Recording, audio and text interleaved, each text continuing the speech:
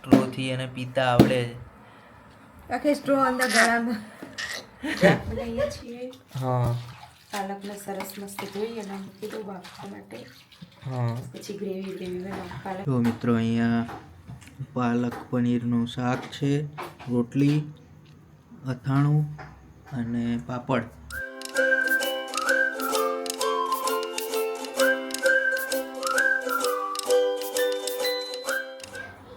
Good afternoon, જય શ્રી કૃષ્ણ, જય દ્વારકાધીશ, હર હર મહાદેવ, જય સિયારામ.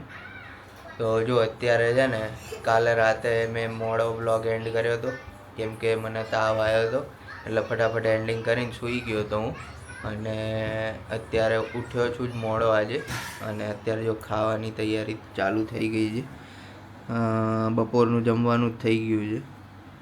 આમાં રીંગણનું શાક છે, છાશ છે અને અહીંયા છે રોટલી.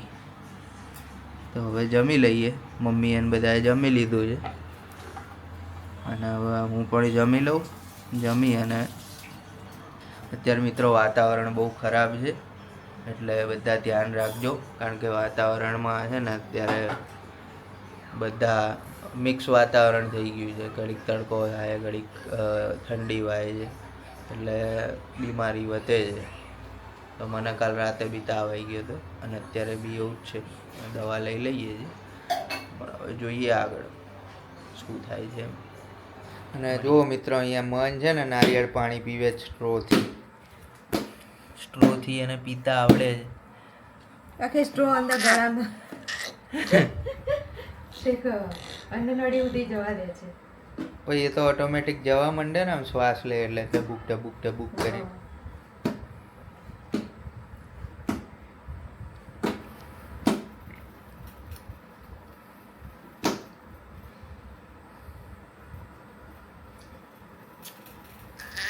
કેવું લાગ્યું?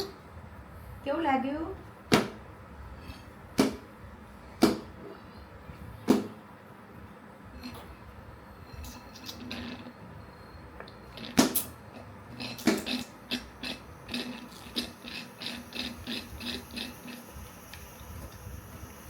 રહ્યું છે અંદર? વરસ કે પીવર?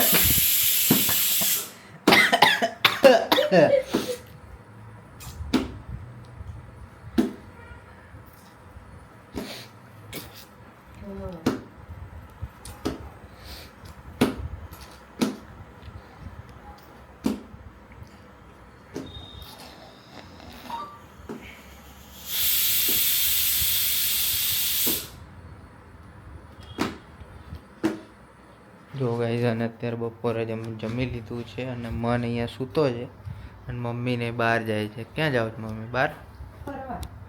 હા, અમને બે ભાઈને મૂકીને ફરવા જાય. જો મન તરત જો ફરવા કીધું ને તરત, અને અમે બે ભાઈ અહીંયા બેસીશું અને જો મન ના ના ના ઝઘડીએ. જય ખોડિયાર. જો ગાઈઝ, અહીંયા મામી આવી ગયા છે. મામી ને મમ્મી બે બહાર જાય. જય ખોડિયાર.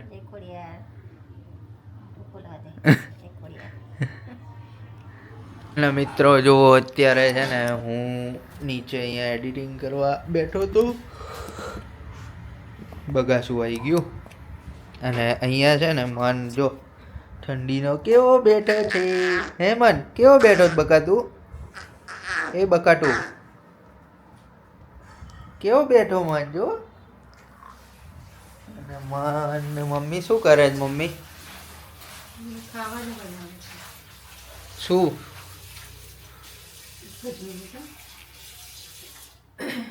શું બનાવસ? 1 મિનિટ. પાલક પનીરનું શાક બનાવીએ છીએ. હા પાલકને સરસ મસ્ત ધોઈ અને મૂકી દઉં બાફવા માટે. હા પછી ગ્રેવી બનાવું. પાલક પનીરનું શાક ને રોટલી, છાશ, અડદના પાપડ અને અથાણું. વાહ ભાઈ વાહ વાહ વાહ, મોઢામાં પાણી આવી ગયું અત્યારથી જ. હો, ધરાઈ જાય ને તો પત્યું, બનાવું જ નહીં. પાણી આવ્યું, ખાવાનું થોડું આવ્યું છે. છેલ્લે પાણી નહીં પીવું, પણ ખાવા તો જોઈશે ને. પાલકની 2-3 પાણી પહેલાં ધોઈ લીધી છે મેં. પછી શું કરવાનું? બાફવા મૂકી દઈશ. ઓકે. તો ગાઈઝ આજે જો 2-3 દિવસ પછી મારી ક્લિપ આવશે, કેમ કે હું છે ને 2-3 દિવસ થોડુંક બાના કામમાં ને એમ હતી અને બાને ઘરે લાવી દીધા છે દવાખાનેથી. અને આજે અમે લોકો જો મારો ભાઈ જેમિલ, દક્ષુ અને આયુષ પાછળ આવે છે, એ એક્ટિવા પાર્ક કરતો હતો અને અમે લોકો આજે બધા બહાર આવ્યા છીએ અને મારી સાથે મારી એક ફ્રેન્ડ પણ આવે છે, તો હમણાં બતાવું ક્યાં આવ્યા છીએ એ પણ અને આયુષને પણ મળે. જો અત્યારે છે ને અમે લોકોએ ફટાફટ ખાઈ લીધું, 10:30 થઈ ગયા, ઘરે બધા રાહ જોવે છે, ફટાફટ ખાવતો અમે લોકો. આયુષ શું કહી, દક્ષુનું તો ફૂલ પેટ થઈ ગયું છે. આયુષને જોઈ ચમચી હિરલને અહીંયા મૂકીને જતી રહેવાની છે, એ આવશે આપણે જઈએ. હાલો ઓલા દિવસે અમે ગેટ લઈ ગયા.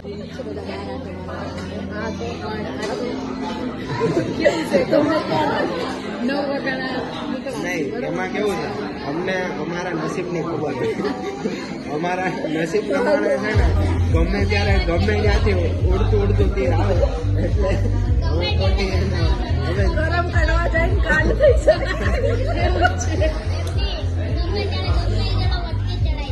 તો ગાઈસ જો અમે લોકો બહુ દિવસે મતલબ ભેગા તો ક્યાં છીએ જ, પણ કાલ જાઉં છું તો બધા ભેગા થઈ જઈએ. બસ कुछ खाने के लिए मेमोरीज क्रिएट करिए છીએ. દક્ષુભાઈ છે આપણે સાથે. No comments please, no comments, no comments. Ayushbhai blog ઉતારે છે. આયુષભાઈ બ્લોગ ઉતારે છે.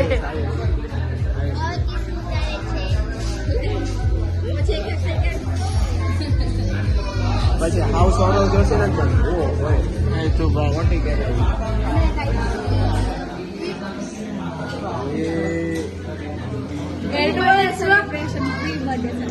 Happy birthday. વાર છે હજી. જય દિવાળી.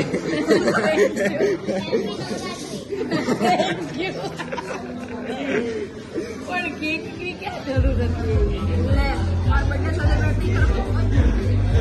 ગાઈસ આ સરપ્રાઈઝ હતું, ખાવા આવ્યા હતા એ નતું, પણ આ સરપ્રાઈઝ હતું. લખાણ બહુ એડવાન્સ ના, નોટ ઇન્ફ્લુએન્સર, નોર્મલ માણસ. અને મારા માટે તો કેકની સરપ્રાઈઝ હતી અને કેક બહુ ફાઇન દેખાઈ રહી છે. ટેસ્ટ હમણાં કરીએ આપણે. અને ફ્રૂટ્સની લાગે છે ને. અને thank you Viral.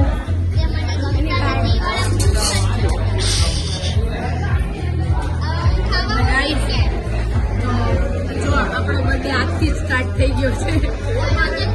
December start પહેલા મારો બર્થડે મંથ હોય, પણ બર્થડે મંથ થઈ નથી આવ્યો એ પહેલા જ મારો બર્થડે સ્ટાર્ટ થઈ ગયો. પછી ભલે એડવાન્સ પછી ભલે પછી એમ નહીં, પહેલા બર્થડે મંથ આપવો જવાનો, પછી બર્થડે મંથ પછી ભલે કોઈ પણ વ્યાજ નહીં જવાનું. ના આપણે વ્યાજના નહીં. ભગવાનની દયા, ભગવાનની દયા.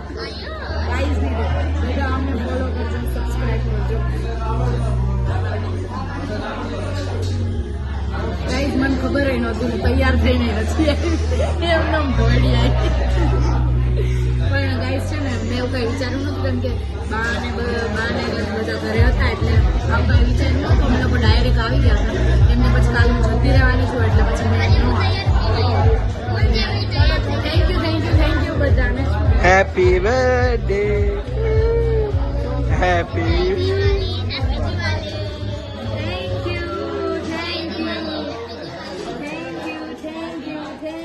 બસ બસ બસ.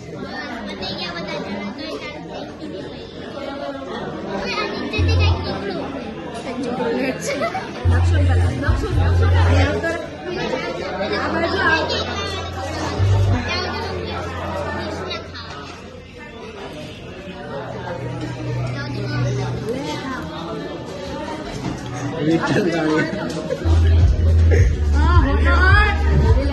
ઉભા રહ્યો.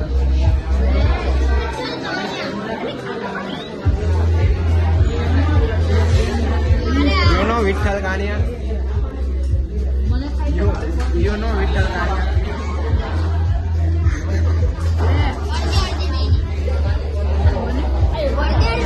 લક્ષુને કૃષ્ણા ખાવું છું.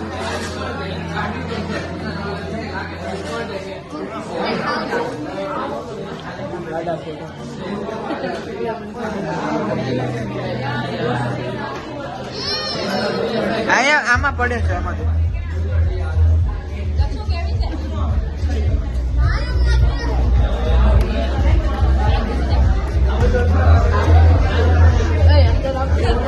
કેક નહીં ખવડાવતો. નહીં નહીં ગળું.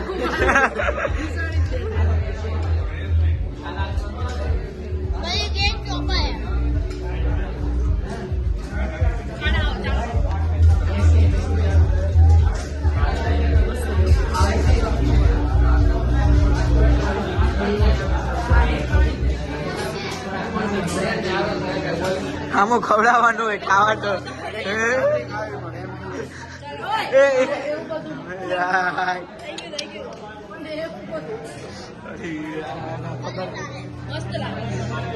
ચલો ભાઈ, હવે આયુષભાઈ આવી રહ્યા છે, બરાબર ને? જમીલ ફોટા પાડ, ચાલ.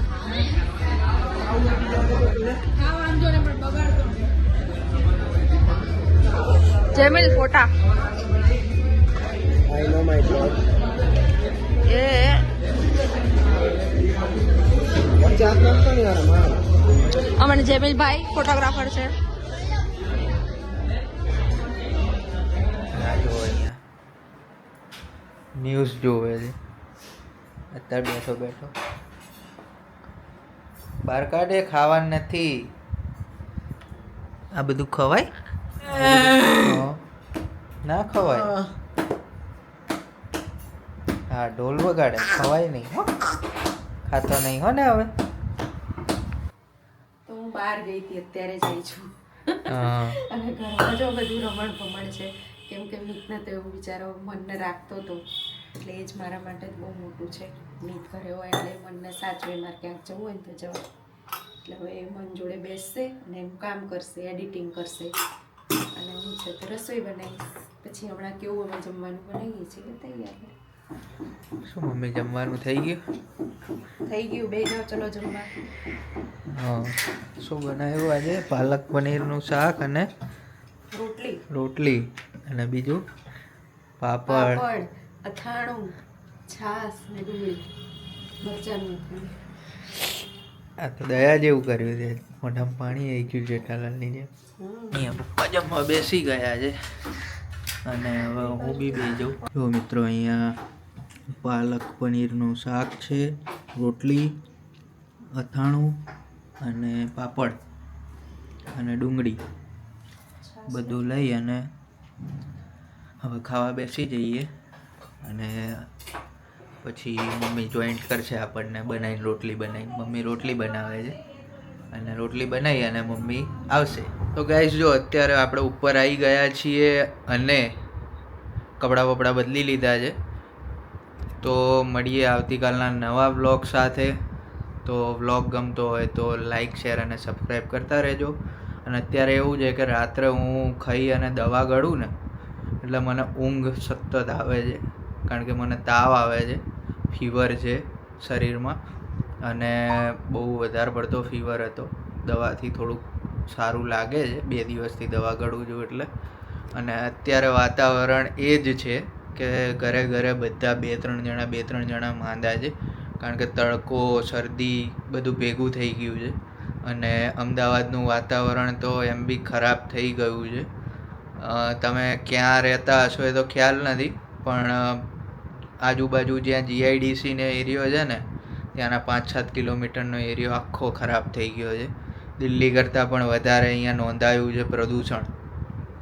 તો બધા ધ્યાન રાખજો, જે અમદાવાદમાં રહેતા હોય એ બી ધ્યાન રાખજો, બહાર રહેતા હોય એ બી ધ્યાન રાખજો. વાતાવરણ તો ખરાબ છે જ, પણ પ્લસ અમદાવાદનું પ્રદૂષણ, પોલ્યુશનનું જે માત્રા છે ને એ બહુ વધી ગઈ છે, દિલ્હી કરતાં પણ વધારે. ઇન્ડિયામાં સૌથી હાઈએસ્ટ દિલ્હી આવતું હતું, પણ હવે હાઈએસ્ટ અમદાવાદ આવે છે. તો સારું તો ના કહેવાય, પણ જેવી ભગવાનની ઈચ્છા. પણ આવતીકાલે મળીએ નવા બ્લોગ સાથે. જોતા રહેજો. અને અમારા વ્લોગ જો તમને ગમતા હોય તો લાઇક શેર અને સબસ્ક્રાઈબ કરવાનું ભૂલતા નહીં. અને અત્યારે લાઇકની બટનની નીચે એક નવો ફીચર આવ્યો છે જ્યાં અમને તમને રેટિંગ કરી શકો છો. તો એ રેટિંગ કરવાનું બી ભૂલતા નહીં. હાઇપ ક્રિએટ થશે અમારા વ્લોગની તો વધારે પડતા લોકો અમને જોઈ શકશે. જો અમારા વ્લોગ તમને ગમતા હોય તો હાઇપનું બટન દબાવવાનું ભૂલતા નહીં. લાઇકની નીચે જ આવે છે, લાઇક બટન આવે ને એની એક્ઝેક્ટ નીચે હાઇપનું બટન આવે છે. તો હાઇપ ક્રિએટ કરવાનું ભૂલતા નહીં. જો બ્લોગની હાઇપ ક્રિએટ થશે તો વધારે પડતા લોકો અમારી સાથે જોડાશે. એમ આપણું ફેમિલી થોડું મોટું બનશે. તો લાઇક શેર અને સબસ્ક્રાઈબ કરવાનું ભૂલતા નહીં. આ બ્લોગનો એન્ડ અત્યારે જ કરીએ છીએ. જય સિયારામ, જય શ્રી કૃષ્ણ, હર હર મહાદેવ, જય દ્વારકાધીશ.